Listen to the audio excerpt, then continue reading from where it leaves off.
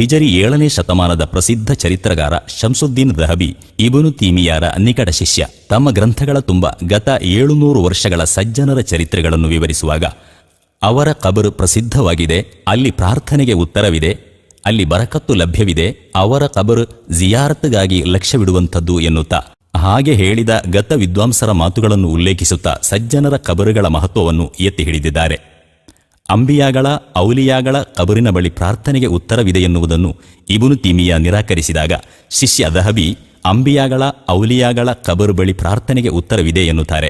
ಪ್ರವಾದಿ ಸಲ್ಲಲ್ಲಾಹು ಅಲೈಹಿ ವಸಲ್ಲಮರ ಕಬರ್ ಜಿಯಾರತ್ ಪುಣ್ಯ ಕರ್ಮಗಳ ಪೈಕಿ ಶ್ರೇಷ್ಠವಾದುದು ಎನ್ನುತ್ತಾರೆ. ಪವಿತ್ರ ಸಮಾಧಿಯ ಎದುರಿಗೆ ವಿನಯಾನ್ವಿತನಾಗಿ ನಿಂತವನು ಅತ್ಯಂತ ಭಾಗ್ಯಶಾಲಿ ಎನ್ನುತ್ತಾರೆ. ಹೀಗೆ ಶಿಷ್ಯಂದಿರಿಂದಲೇ ತಿರಸ್ಕರಿಸಲ್ಪಟ್ಟ ಇಬ್ನು ತೈಮಿಯಾ ತಮ್ಮ ಪ್ರತಿಭಾವಂತಿಕೆಯಿಂದ ಜನಗಮನ ಸೆಳೆದರೂ ತಮ್ಮ ನೂತನ ವಾದಗಳ ಕಾರಣ ಒಬ್ಬ ವ್ಯಕ್ತಿಯಾಗಿಯೇ ಉಳಿದರು. ಹಿಜರಿ 1100ರ ತನಕ